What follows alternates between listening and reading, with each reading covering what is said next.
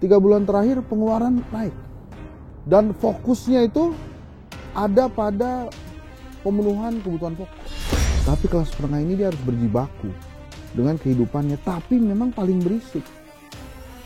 Apa yang terjadi 28 Agustus kemarin itu adalah gerakan-gerakan kelas menengah. Anak muda ya, itu perlunya 3.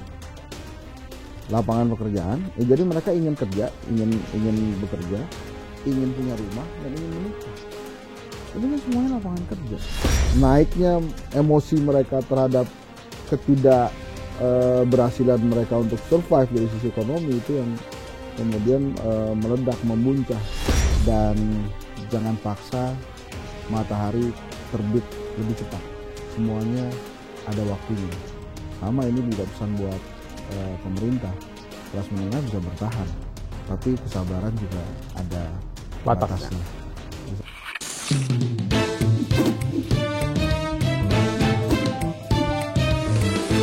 To the point aja. Halo Sobat Sindo, Anda tentu ingat ada 2 fenomena yang sempat mengemuka di tengah masyarakat. Rojali, rombongan jarang beli, dan rohana, rombongan hanya nanya. 2 istilah baru ini lahir dari tekanan dompet kelas menengah. Gaya hidup berubah, ditekan, kemudian belanja ditunda, self reward berubah menjadi survival mode. Nah, pertanyaannya, kalau mesin konsumsi mulai melambat, siapa yang akan menjaga ekonomi tetap berjalan cepat? Ini yang akan kita bahas. To the point aja. Kita sudah bersama Hendry Satrio, founder kedai kopi yang baru-baru ini merilis hasil survei terkait fenomena belanja masyarakat kita. Sudah hadir bersama kita Hendry Satrio. Ya. Bung Hensa. Apa kabar? Masih kabar baik. Ya, Anda nggak kenalin temennya? Nah, teman saya itu orangnya udah terkenal, jadi nggak perlu saya kenalkan. Pertanyaannya, kenapa tiba-tiba kedai kopi melakukan survei konsumsi dan perilaku daya beli kelas menengah di tengah isu ijazah politik dan lain-lain? Ya itu sebenarnya ada kaitannya dengan ijazah Pak. Kalau kelas menengah itu kan rata-rata punya ijazah dia. Jadi ada keterkaitan lah. Ya. Satu, sebetulnya itu kemarin untuk merayakan 11 tahun kedai kopi. Namanya lembaga survei ya. Kan sebaiknya disuguhkan, yang kita suguhkan ke wartawan dan rakyat adalah data, bukan pesta. Itu kan lembaga survei kan soalnya.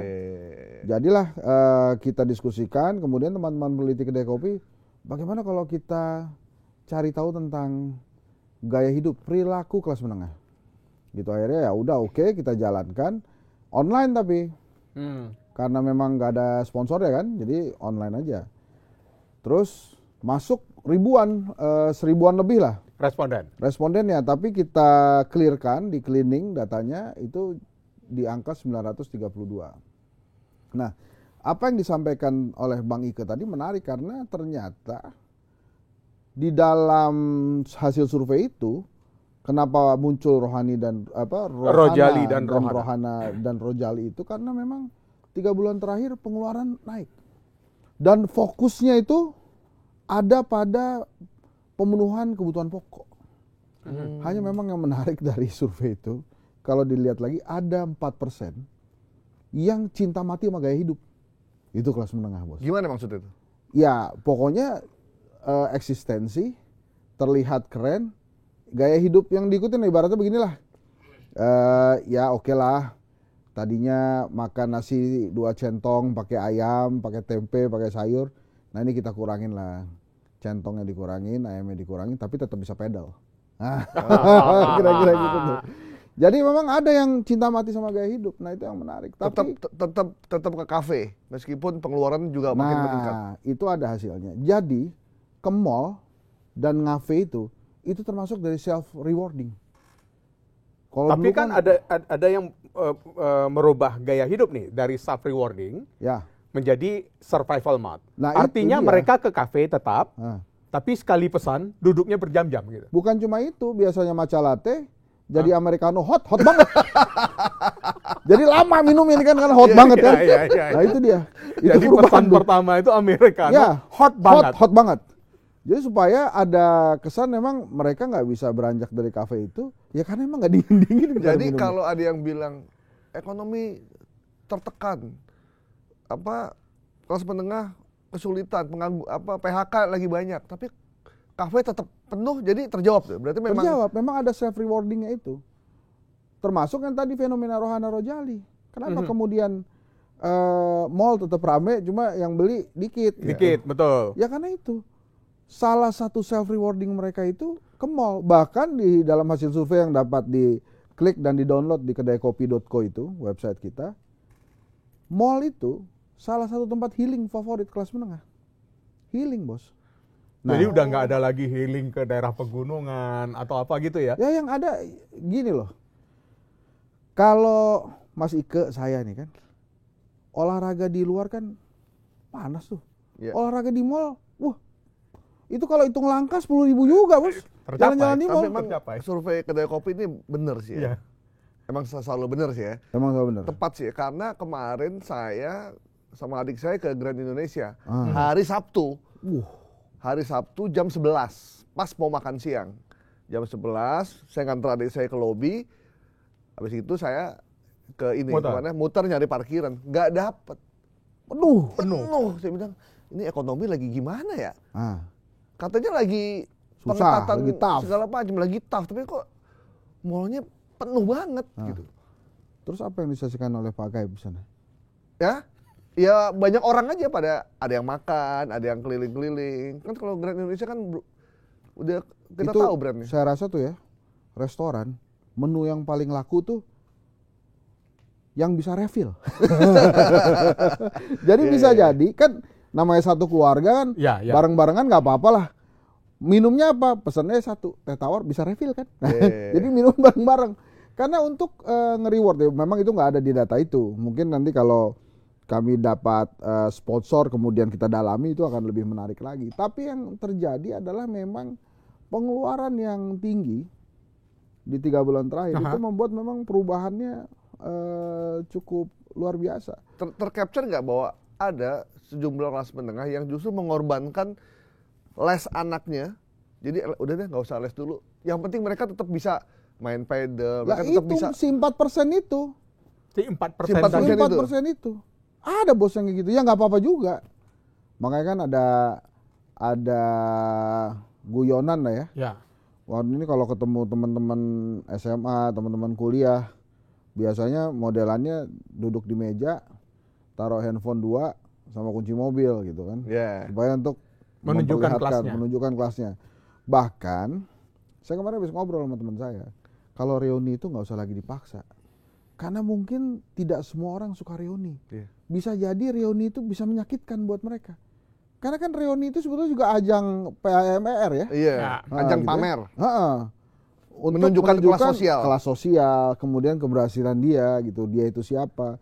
Untuk sebagian orang mungkin, aduh gue begini doang nih, susah nih.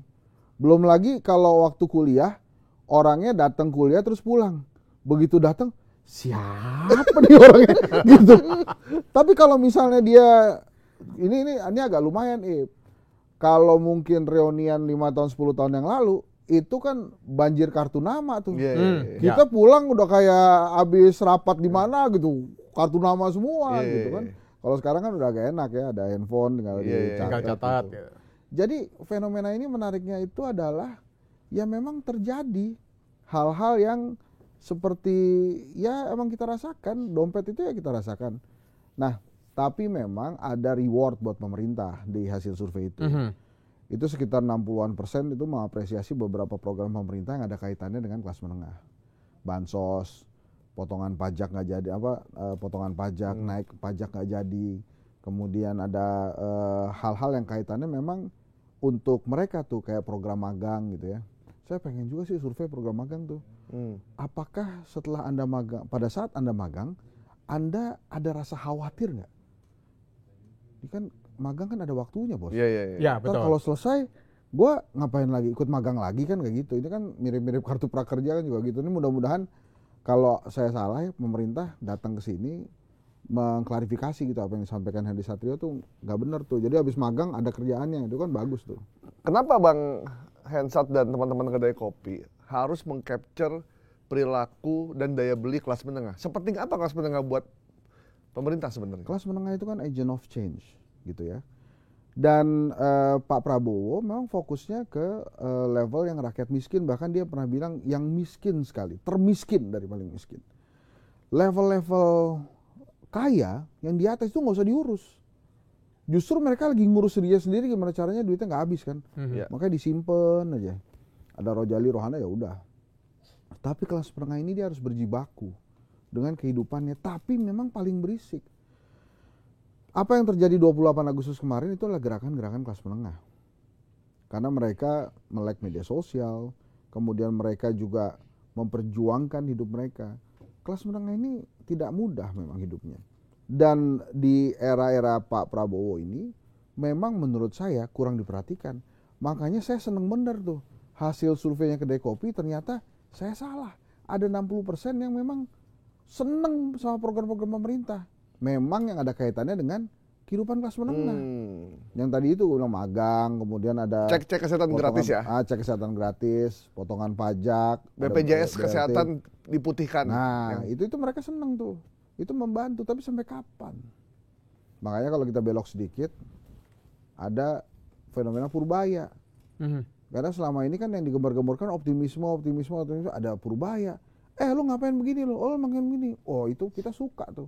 Seperti suara oposisi tapi di dalam pemerintahan. Ya. Makanya dia kemudian naiknya cepat.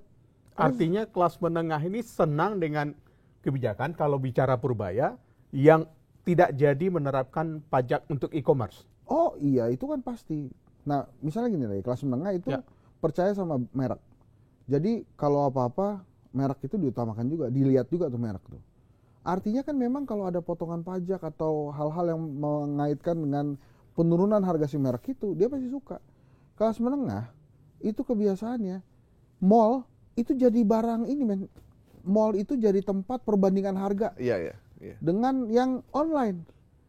Jadi gini, dia lihat, dia mau beli nih, dia perbandingkan dengan online. Mau tahu kualitasnya kayak gimana, dia pergi ke mall. Pegang-pegang dannya. Oh bagus ya ternyata Akhirnya bagus belanjanya ya. di online. Iya, akhirnya dia oh ini muat nih ya. Kalau nggak muat, kan ukurannya kan kita cuma ada lingkar dada, kan nggak ada lingkar perut bos. Kita kan lingkar perut. Kita bermasalahnya di situ. Iya, lingkar dada oke, lingkar perut enggak. Tapi kalau gue mau beli ini, kita pergi ke mallnya, kita coba di situ. Oke, confirm M, gitu ya. Kalau M kan muat artinya. Oh ini M ini. Ya udah akhirnya kita beli online berdasarkan pengalaman kita di mall. Jadi cuma modal bayar parkir aja untuk membeli barangnya di online. Iya. Tapi ya mungkin akan seperti itu nanti mall itu akan jadi etalase saja. Sama memang tempat makan kan tadi Pak Gaib tuh pasti yang rame di tempat Di restoran dan restorannya bukan yang ala carte gitu, pasti yang all you can eat dengan yang bisa refill tadi. Nah itu dia. Dan biasanya levelannya di food court mungkin yang bakal yang rame-rame itu. Tapi ya memang sebagai pusat healing nasional sekarang mall itu ya.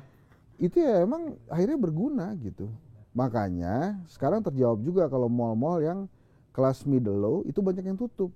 Karena nggak bisa healing di situ, terlalu padat, terlalu crowded. Iya.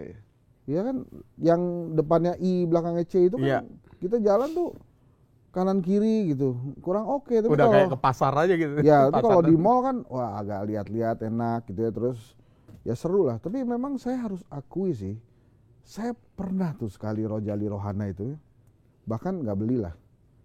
Di salah satu mall tuh kita jalan muter-muter dari bawah atas bolak-balik 10.000 langkah lewat bos, dan itu adem gitu. Iya. Gaya hidup sehat bisa gaya hidup diterapkan. sehat terpenuhi gitu. Iya. Itu sih oke lah ini kita punya GBK, ada Eco Park ya di Jakarta tuh kan. Jalan-jalan di mall itu ternyata boleh juga. Kalau aus dikit tinggal beli kopi aja. Kopi yang panas banget itu. Biar bisa lama nongkrong ya. Iya. Nah, kalau ada perubahan tren belanja kelas menengah ini dari yang mall tadi hanya untuk mencoba mencapai untuk ukuran M yang muat tadi, kemudian belanja di online, artinya kan dan mereka juga menahan gaya hidupnya, menahan dompetnya, artinya pay later naik dong. Oh iya, makanya di survei itu banyak banget lebih dari 50% yang kalau belanja tuh pay later. entaran aja lah bayarnya gitu. Eh, Oke juga tuh, tapi tidak dengan kartu kredit. Karena mungkin kartu kredit bunganya agak tinggi ya. Ya. Kalau pay later tuh gampang gitu-gitu. Itu yang menarik, tapi memang Bang Ika jangan lupa, mereka ngerem juga. Kenapa? Itu tadi pengeluarannya naik sehingga kebutuhan pokoknya harus didahulukan. Jadi kalau kebutuhan pokoknya harus didahulukan itu, ya akhirnya ya memang benar-benar belinya ya yang buat makan.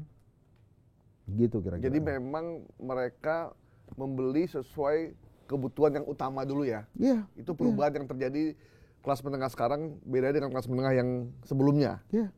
Nah itu kan menarik ya. Maksud saya kalau kemudian mall jadi etalase, mungkin akhirnya hanya branded yang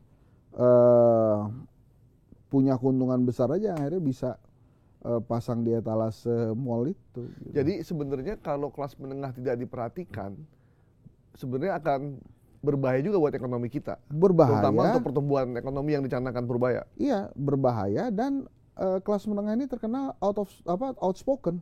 Jadi kalau mereka nggak suka ya dia ngomong. Itulah namanya, makanya keluar istilah kelas menengah ngehe itu kan. Kalau nggak suka ya diomongin aja sama dia. Tapi memang kelas menengah ini salah satu kelas yang menurut saya juga paling nerimo, terutama di Jakarta. Orang Jakarta nih kayak kita nih, bersedia macet-macetan dan mengulangnya di hari-hari berikutnya. Apalagi yang anak-anak yang sering naik KRL itu kan, kayak gitu juga tetap aja itulah perjuangan. Ada yang bilang pekerja di Jakarta untungnya ada di Indonesia karena mereka masih punya agama. Kalau enggak mereka pada bunuh diri tuh katanya. Iya. Saking beratnya hidupnya. Saking beratnya hidupnya. Saking beratnya hidupnya. Enggak, lu ngeliat beratnya jangan ngeliat gua kayak gini tuh lah. Dari Biasa perjalanan aja. Lu lagi ketawa lu termasuk. Soalnya kita berdua dia lirik. dari perjalanan rumah ke kantor 2-3 jam sampai kantor dimarah-marahin, pulangnya juga sama 2-3 jam. Sampai rumah juga dimarah-marahin. Iya. Besoknya begitu lagi. Begitu lagi. Dan yang paling bikin deg-degan bulanan kan. Bulanan dapat duit.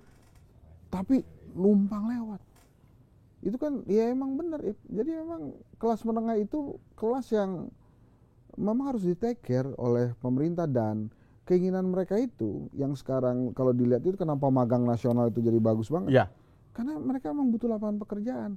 Di survei kedai kopi yang lain, anak muda ya itu perlunya 3 lapangan pekerjaan. Jadi mereka ingin kerja, ingin bekerja, ingin punya rumah dan ingin menikah. Tapi kan semuanya lapangan kerja. Rumah itu hanya ya 50% lunas lah. Itu termasuk warisan. Yang 50% lagi masih nyicil gitu. Nah itu menarik juga tuh. Jadi fenomena kelas menengah ini memang kalau tidak di take care ya bergolak untuk mengubah negara ini gitu. Itu yang terjadi di reformasi kan. Makanya mahasiswa yang turun, mahasiswa kan kelas menengah. Apa yang terjadi di revolusi Prancis juga begitu. Waktu kita perjuangan kemerdekaan, yang memperjuangkan tuh kelas menengah. Kelas menengah semua. Kelas menengah. Jadi memang running the country ini ya kelas menengah. Sementara ya yang kelas atas ya yang kaya-kaya ya udah. Mereka kan pasti nggak pengen miskin ya. Iya. Jadi ya udah seperlunya aja. Mereka savingnya masih banyak kan. Kan sebenarnya kan kalau yang paling gampang itu gini. Misalnya ada satu kantor isinya 100 orang. 50%-nya artinya 50 orang itu dipecat misalnya. Atau apalah namanya rasionalisasi atau apa. Itu yang paling terdampak misalnya tukang gorengan yang dekat kantor itu. Ada 50 orang yang kagak beli gorengan lagi. Iya benar, itu benar. Ya. Terus ada tukang bakso juga terdampak tuh. Jadi kantin di sekitar kantor itu juga berpengaruh. Berdampak gitu. Dan akhirnya apa? Penghasilan mereka juga berkurang kan. Kemana nih? 50 orang nggak ada. Jadi tadinya dia bisa habis 120 gorengan, jadi tinggal 40 gorengan gitu-gitu. Karena ya itu akhirnya efeknya kenceng. Makanya waktu ingat nggak PNS yang nggak jadi dilantik? Waktu itu kan sempat ada tuh. Iya. Itu efek domino ke ekonominya besar. Karena kalau kemudian dia dilantik, dia ditempatkan di daerah-daerah, itu pasti ekonominya muter juga. Gitu. Nah, saya tanya ke anak saya, kenapa kamu sangat senang sama kehadiran Menteri Keuangan baru Purbayudi Sadewa. Dia bilang karena dia memberikan optimisme, memberikan harapan, walaupun belum bisa dibuktikan. Cuman harapan aja buat kita sudah cukup. Apalagi dengan dia mengatakan, ayo Gen Z kelas menengah, kita kaya bareng-bareng. Itu benar-benar masuk ke dalam hatinya mereka loh Ya ternyata. sama kelas menengah kayak kita juga dengerin Purbaya. Bulan depan kita tajir bareng-bareng nih kelihatannya. Dia gelontorin 200 triliun. Bayangan aku 200 triliun kebagian juga kita nih.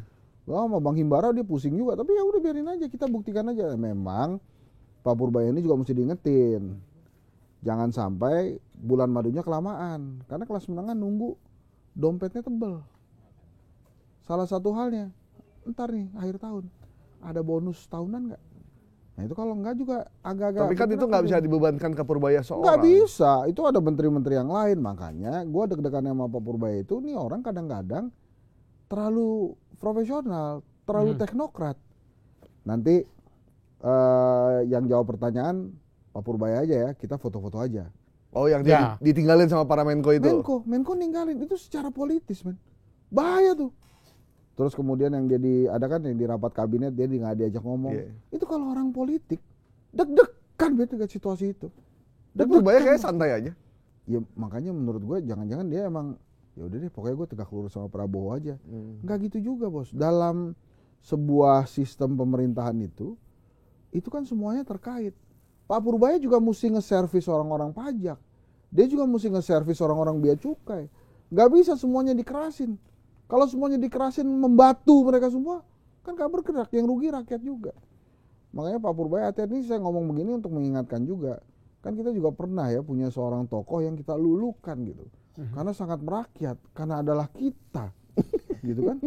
Tapi kan terus akhirnya dia adalah dia gitu. Bukan kita lagi. Dia adalah dirinya. Iya, dia adalah dirinya. Nah, jangan sampai kemudian kita seperti Purbaya, tapi memang beberapa orang yang kelihatannya tergusur ya karena ada Pak Purbaya mungkin ya KDM gitu kan. Tadinya KDM terus akhirnya hilang gitu ya. Di kabinet udah ada yang merasa terganggu belum dengan kehadiran beliau? Kalau menurut saya dengan ditinggalnya Purbaya oleh para Menko itu bentuk salah satu keganggunya kabinet tuh.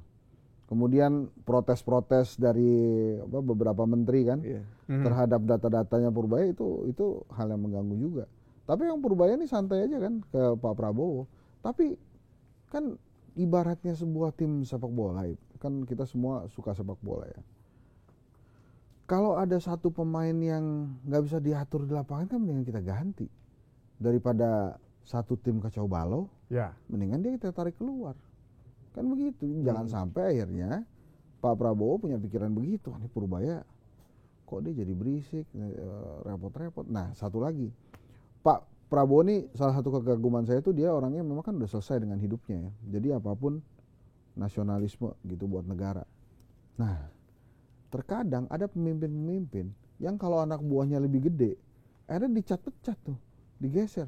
Oh, ini orang mau lebih gede dari gue nih. Bahaya nih. Tapi kekhawatiran itu tidak tampak dari Prabowo. Ya karena Prabowo sudah selesai. Tapi bagaimana dengan teman-teman di kolega kabinet yang masih punya mimpi ke depan gitu. Kan semua itu orang-orang itu Menko-Menko itu pasti mimpinya satu. Nih mohon maaf kalau salah ya para Menko ya. Pengen jadi wapresnya Pak Prabowo kan. Apalagi yang menjadi ketua umum partai.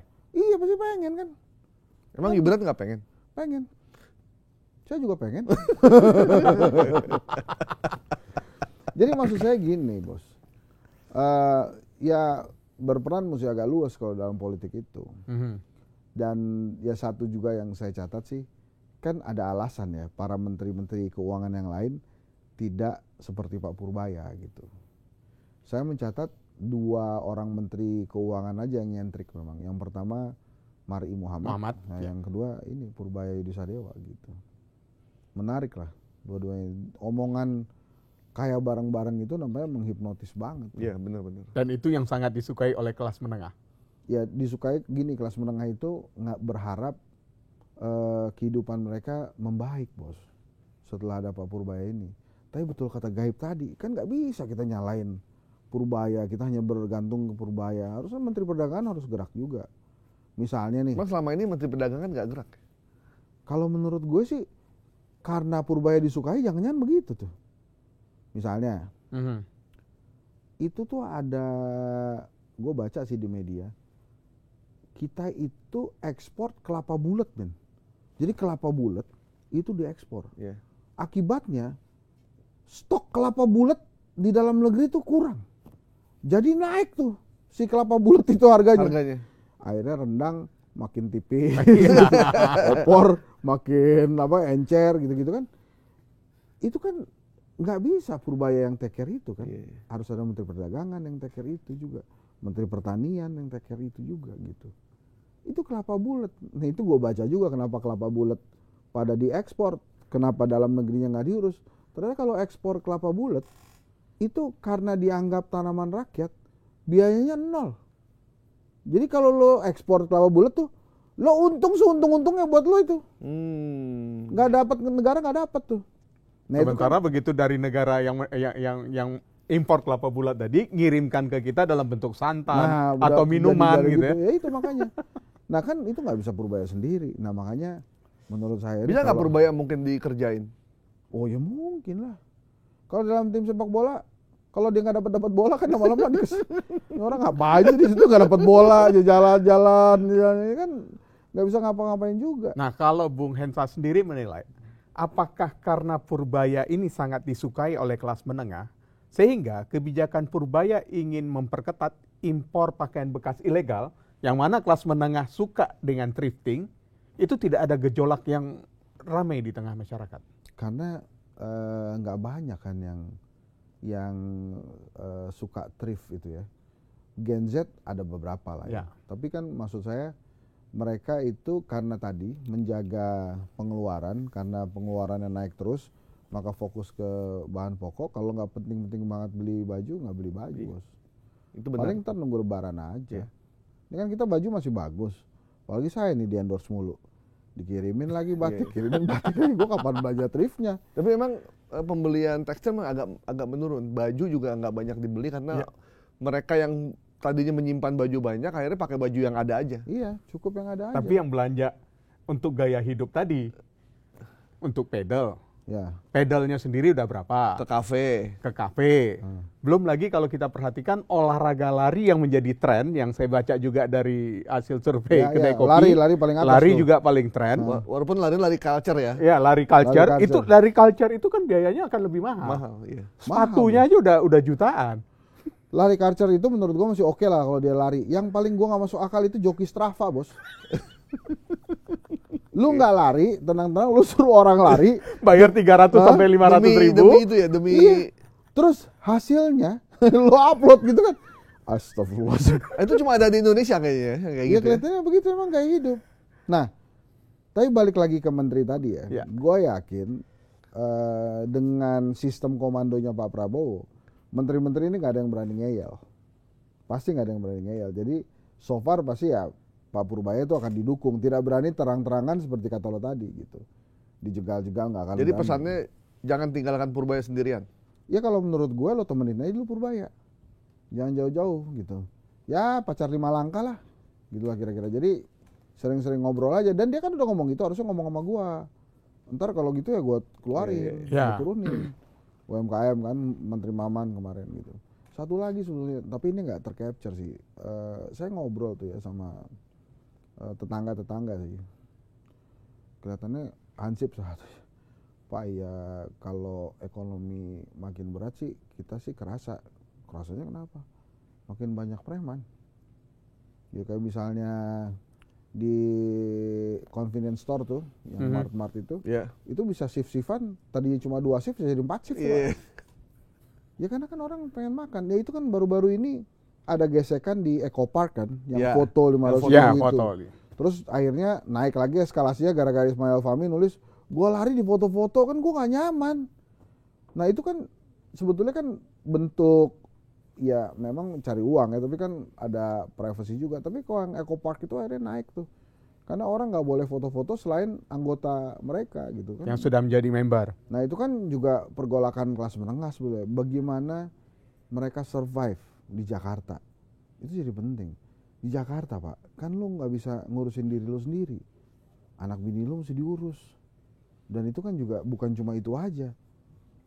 Sabtu Minggu itu mungkin buat sebagian orang yang pekerja kayak kita deg-degan bos. Pasti kan minta jalan-jalan Pak. Kalau dia jalan-jalan ke mall kan kita yang deg-degan. Iya. Yang bayar siapa? Iya. Jadi kalau dia udah mulai masuk-masuk itu kan banyak toko-toko perintilan tuh sekarang. Ya emang kelihatannya sih dikit Pak. Harganya 16.000, 17.000. Kalau 10 kan ratusan ribu juga. Bahkan Bang, belum disurvei sih, cuma ternyata menurut teman saya ini situasi ekonomi kita yang lagi berat gini, akhirnya itu pun membuat keakraban keluarga besar juga jadi berkurang karena banyak yang nggak mau ditempatkan rumahnya untuk berkumpul. Oh dulu ada arisan keluarga. Iya. Ya. Jadi kan gantian, kan dia harus nyiapin makanan, dia mesti nyiapin segala macam, dan akhirnya tuh ditiadakan. Iya daripada ntar gue diomongin sama keluarga gue Iya, gara-gara cuma ngasih makanya gitu cuma nasi doang, sama tempe, sop gitu kan, biar banyak gitu kan. Itu katanya juga begitu sama. Pertemuan di mall bersama dengan keluarga besar yang tadinya biasa dilakukan juga akhirnya nggak ada. Makanya kita perlu nih doa juga. Semoga optimisme kelas menengah terhadap program Pak Prabowo tadi sama Pak Prabowo bisa dinaikin, bisa ditingkatkan kan. Kemarin habis ngasih insentif tuh 300.000 35 juta orang katanya. Ya mudah-mudahan sih bisa gede terus tuh. Memang saya nggak ngerti juga. Terus lagi begini-begini tiba-tiba ada utang kereta cepat yang gede banget gitu ya. Terus yang dipamerin itu 2,4 triliun. Ya gue bilang di sini ya, itu kalau bisa 1 triliun bagi-bagilah buat media massa biar wartawan-wartawan nggak di PHK gitu. Habis itu gue yang diomelin sama netizen. Kenapa wartawan lo urusin?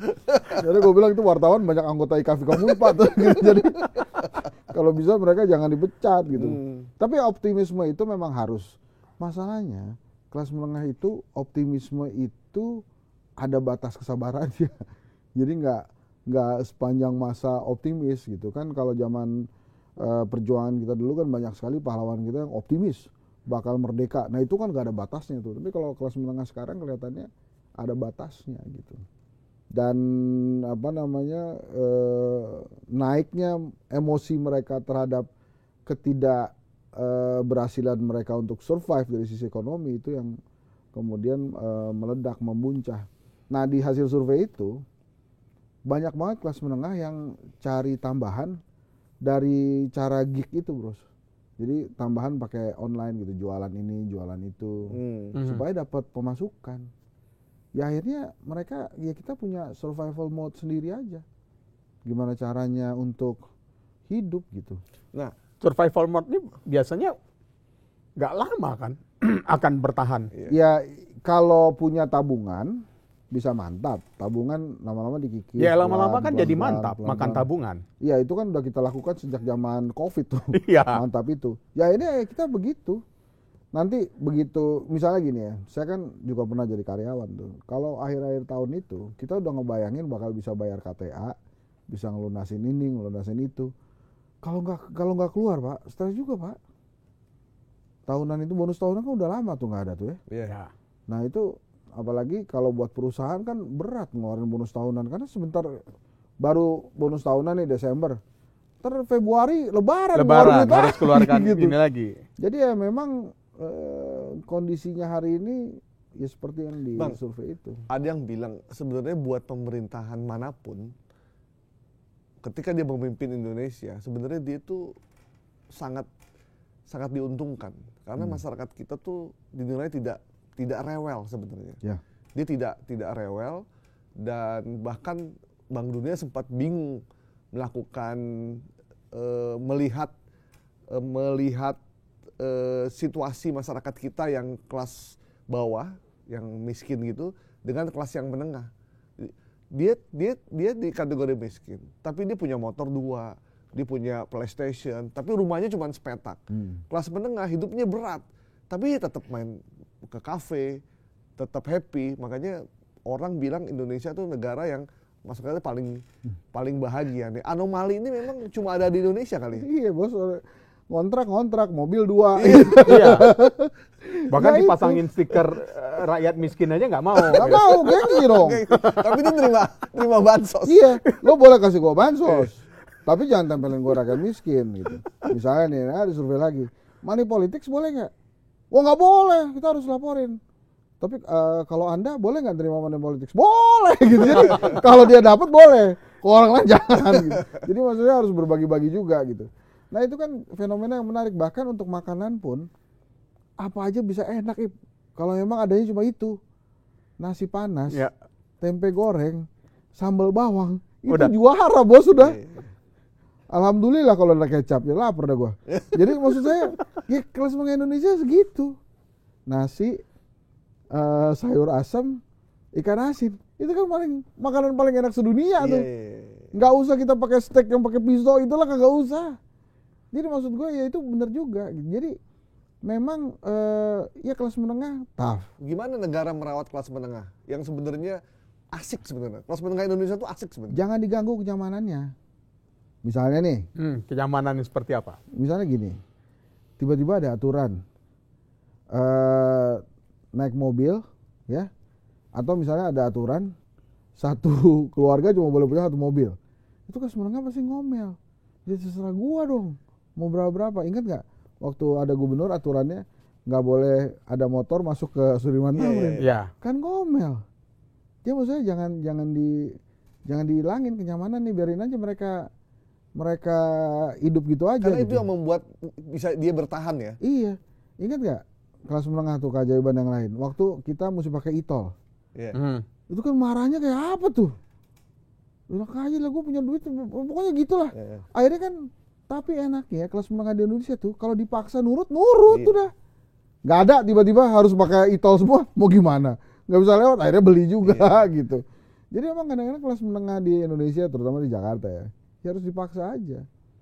Dan sekarang kan di Jakarta tuh banyak kelonggaran-kelonggaran yang diberikan oleh pemerintah juga. Misalnya ada di jam-jam tertentu di tol boleh pakai bahu jalan, tadinya kan nggak boleh. Betul. Boleh. Nah ini sekarang boleh, nah, itu seneng tuh Sampai kelas jam menengah. 8 malam kalau nggak salah. Ya, mulai happy deh kalau gitu. Tiba-tiba ada, mungkin di Indonesia doang tuh ada kontraflow kali ya, pagi-pagi.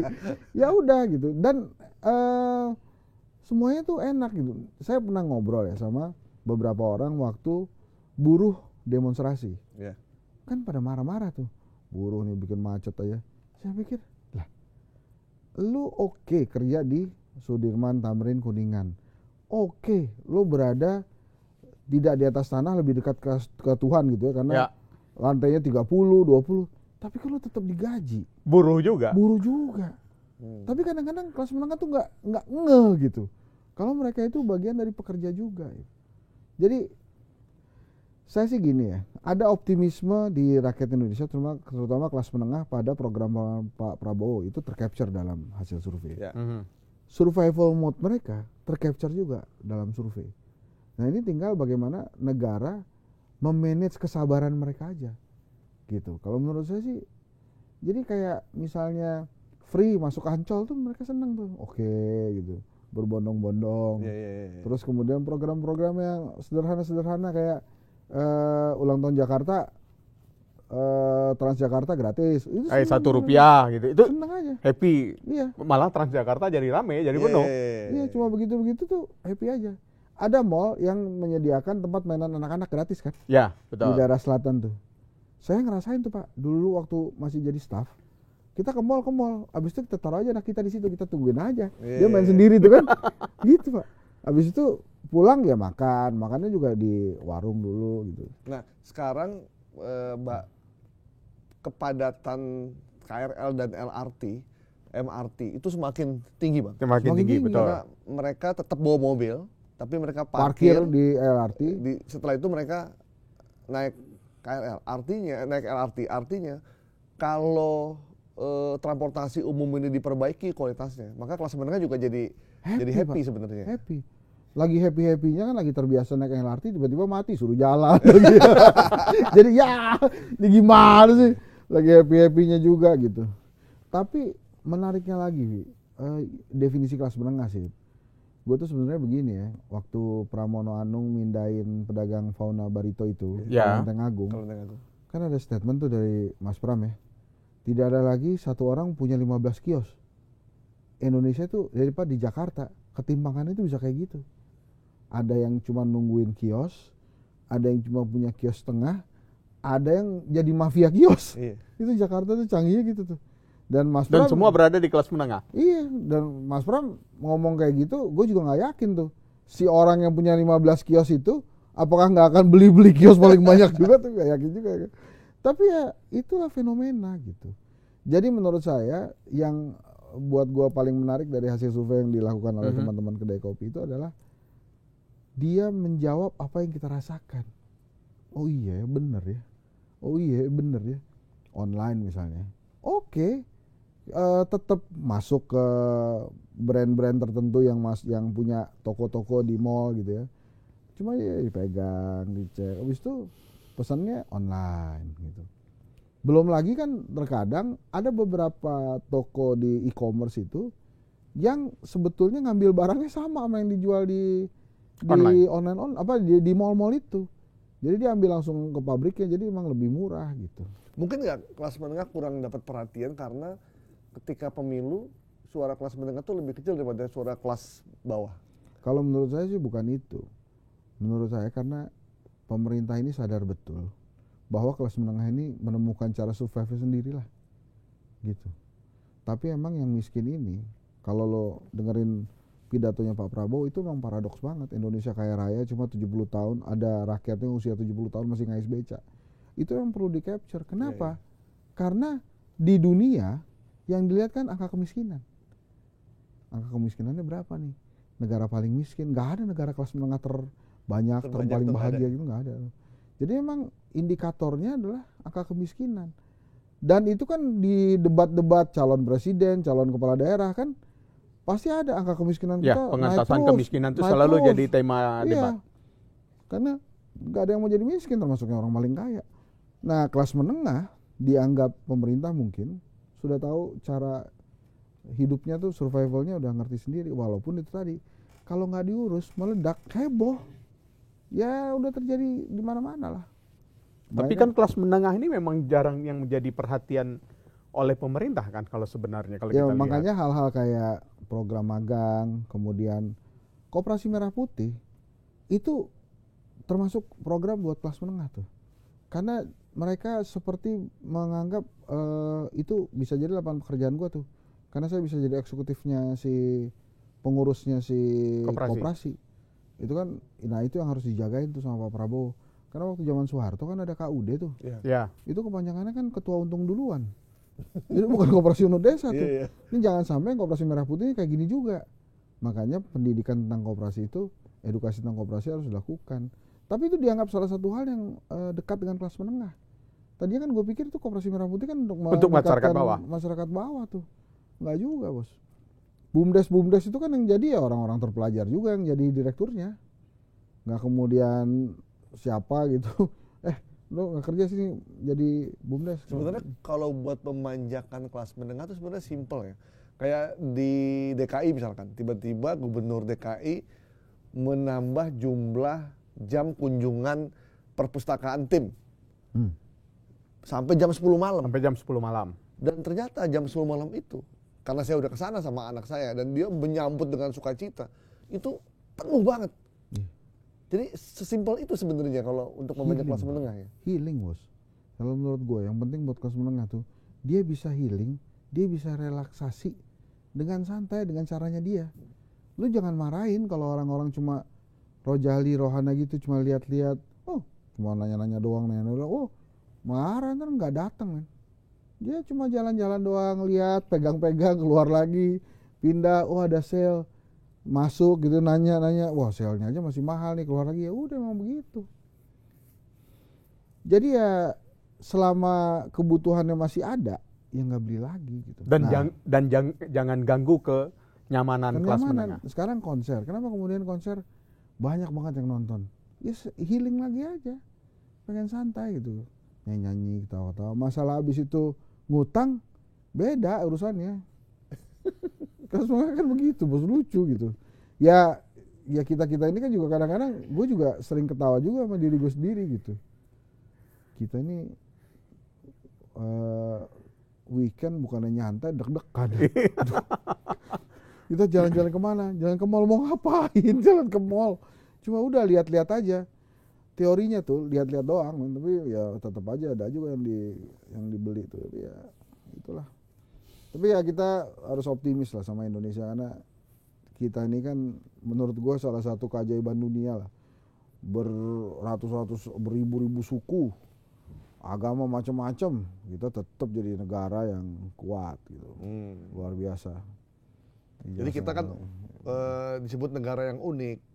Bukan cuma wilayahnya tapi juga orang-orangnya. Ya lo jangan ngomongin ijazah lagi lah. Enggak, maksudnya wilayahnya luas, bahasanya beragam, adatnya banyak, agamanya bermacam-macam, tapi dia tetap bersatu dengan karakter orang yang berbeda-beda, yang unik, baik rakyatnya maupun pemerintahnya. Iya, unik dan bagus, luar biasa. Iya. Karena agama nggak turun di Indonesia kan, turunnya cuma di Arab, Cina, sama India. Jadi artinya ini Indonesia ini, ya udah ini negara spesial emang. Wilayah yang spesial di mata Tuhan tuh Indonesia. Menurut gua gitu ya. Kan kalau yang diturunin agama emang perlu dibantu tuh. Yeah. Indonesia mah nggak santai aja. Lillahi ta'ala lah. Ada agama apa? Konghucu. Lo apa? Islam. Oke. Gitu doang paling. Nggak ada gontok-gontokan gitu. Kita tuh oke lah.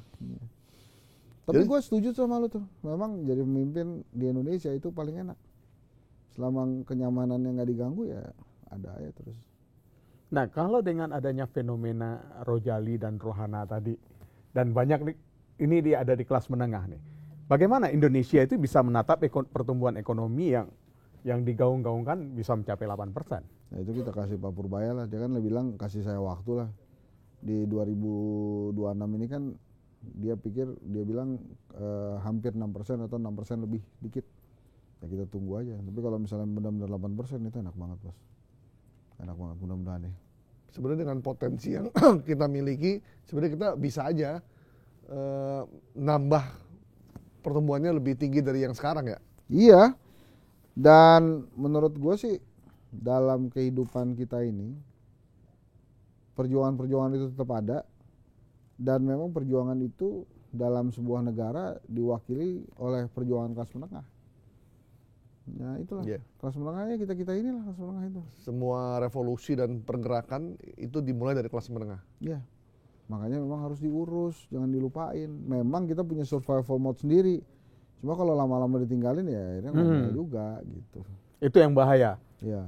Dan kalau kelas menengah bergerak, ya repot lah. kekacauan akan bisa terjadi di mana-mana. Ya itu Ika aja yang ngomong lah. Bung Henta nggak berani. Karena optimisme harus kita jaga. Ya optimisme yang harus dijaga. Ya udah, kasih pesan dong yang menyentuh buat teman-teman kelas menengah kita yang saat ini lagi bingung, lagi bimbang, lagi khawatir. Kadang katanya kalau ada laki-laki, kalau jam 10, 9 malam keluar, sambil ngerokok, bengong, gak usah diganggu. Iya. Dia sedang bercerita dengan nurani dan benaknya sendiri. Iya, Dia lagi menyelesaikan masalahnya sendiri. Betul. Gitu. Karena survival mode-nya udah nyala. Iya, jadi abang kasih dong. Kalau menurut saya gini, kelas menengah kita itu punya kemampuan untuk bertahan hidup. Tapi kita juga perlu sabar. Kenapa kita perlu sabar? Karena kan sudah ada garis tangannya. Dan jangan paksa matahari terbit lebih cepat. Semuanya ada waktunya. Sama ini juga pesan buat pemerintah. Kelas menengah bisa bertahan. Tapi kesabaran juga ada batasnya. Ya, saya kira gitulah. Menarik. Terima kasih, Bung Hendri Satrio. Nggak nyangka loh gue bisa ngomong kayak gitu. Itu dia, makanya langsung kita terima kasih. Sebelum Bung Hendri ini sadar bahwa apa yang diucapkan. Itu guru gue yang ngomong tuh. Guru gue tuh bilang, jangan paksakan matahari terbit lebih cepat. Oh iya. Jadi sabar aja ya. Sabar aja, semua ada garis tangannya. Ya, terima kasih Bung Hendri Satrio, founder Kedai Kopi, yang kita berbincang terkait dengan hasil survei Kedai Kopi yang terbaru ya. Ini dalam rangka ulang tahun Kedai Kopi ya sebenarnya ya. Tahun ke-11. Ya. Itu ada di kedaikopi.co ya, bukan .com. Ya, itu juga ada di sindonews.com. Di sindonews.com juga sudah. Teman-teman yang ingin tahu lebih detail tentang hasil survei perilaku konsumen dan daya beli masyarakat kelas menengah, Anda bisa cek di portal www.sindonews.com dan juga di Sindonews TV. Ya, baca, tonton terus media massa. Ya, yang harus jelas Yang ya. harus jelas. Kalau ingin jadi kelas menengah yang tidak ngehe, yang bahagia, tetaplah berada di lingkaran media massa. Ya. Ya, karena kelas menengah itu adalah kunci, ya kalau Bung Hensar bilang tadi adalah kunci untuk ekonomi kita, untuk negara kita akan lebih maju. Tapi jangan biarkan kesabaran mereka habis. Ya. Sampai di sini kita Kalau ditutup kesabaran mereka aja. habis bisa jadi kerusuhan ya kata Jadi Mas tadi kerusuhan ya. Enggak, gua ngomong gitu. Oh enggak? Enggak ngomong gitu. Enggak ngomong gitu saya. Wah, aman. Baik kalau gitu, kita jumpa lagi di To The Point aja. Saya Ika Gasoma. Jangan bikin takut kelas menengah. Bye-bye. Bye-bye, sampai jumpa. Kaget gua.